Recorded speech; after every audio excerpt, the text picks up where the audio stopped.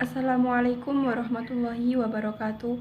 Nama saya Dwi Stianingsih, NIM 933804219. Video ini untuk memenuhi tugas mata kuliah Hermeneutika atau Falsafah Takwil, kelas 5B. Di sini saya akan sedikit mengulas tentang Muhammad Syahrur. Langsung saja, yang pertama yaitu tentang biografi Muhammad Syahrur. Tokoh yang pernah menggoncangkan dunia pemikiran Arab ini mempunyai nama lengkap Muhammad Syahrur bin Daid. Ia lahir di Swalihiyah, Damaskus, Syria pada tanggal 11 April 1938. Ketiga negeri tersebut masih dijajah oleh Prancis, meskipun sudah mendapatkan status setengah merdeka. Ayah beliau bernama Daib ibnu Baid Syahrur, sedangkan ibunya bernama Sitikoh binti Swalih Filyun. Pendidikan tingkat ibtidaiyahnya dimulai dari Madrasah Damaskus, sementara pendidikan sanawiyahnya diperoleh dari Madrasah Abdurrahman Al-Kawagibi Damaskus, sebuah madrasah yang namanya diambil dari nama seorang penulis Arab terkenal. Ia mendapatkan gelar diploma di bidang teknik sipil dari Fakultas of Engineering. Setelah lulus diploma tersebut, Syahrur kembali ke Syria untuk mempersiapkan karirnya, sementara gelar doktornya diperoleh dari universitas yang sama. Selanjutnya yaitu latar belakang pemikiran Muhammad Syahrur. Sebuah teori mengatakan bahwa setiap kegiatan intelektual yang memancar dari suatu kegelisahan tidak dapat dipisahkan dari problematika sosial yang melingkupinya. Dengan kata lain, sebuah konstruksi pemikiran yang muncul memiliki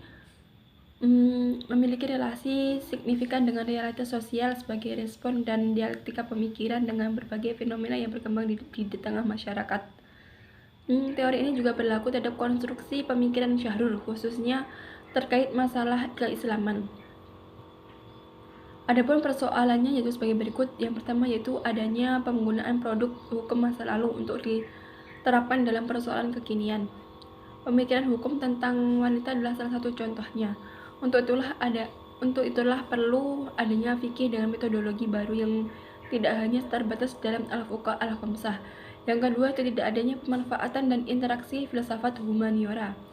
Yang ketiga yaitu tidak adanya epistemologi Islam yang absoh.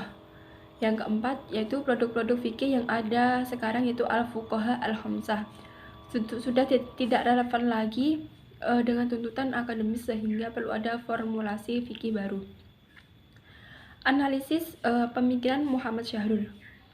Dalam melakukan pembacaan ulang terhadap Al-Quran, Syahrur melakukan pendekatan hermeneutika yang didasarkan pada pendekatan linguistik yang ia sebut dengan al-manhaj al-tarihai. Ia menggabungkan metode linguistik yang diusung oleh Abu Ali Al-Farisi, Ibnu Jini, dan Abdul Qadir Al-Jurjani, yang pada gilirannya menyimpulkan tiadanya sinonimitas dalam bahasa Arab, sehingga menjadikan Al-Mu'jam Muqayyas Al-Lughah karya Ibnu Faris yang juga penganut ketiadaan sinonimitas sebagai rujukan wajibnya. Banyaknya kritik dan bantahan yang ditulis dari berbagai kalangan tidak mengurangi popularitas Syahrur dan bukunya.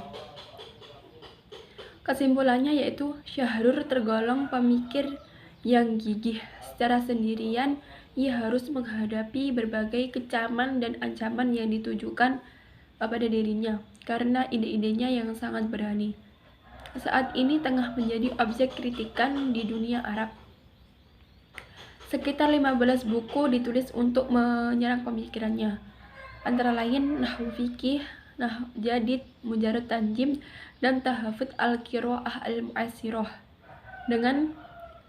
Dengan berbagai kesempatan, Syahrur dituduh oleh para syekh atau ulama sebagai seorang yang murtad, kafir, setan, komunis, pencipta agama baru, dan bahkan berbagai macam tuduhan buruk lainnya.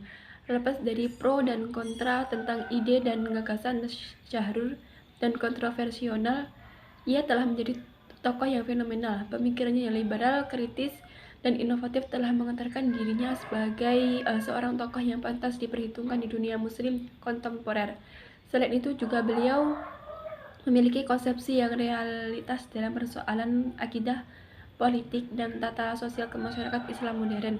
Sekian yang dapat saya sampaikan. Apabila ada kurang lebihnya, saya mohon maaf. Terima kasih. Wassalamualaikum warahmatullahi wabarakatuh.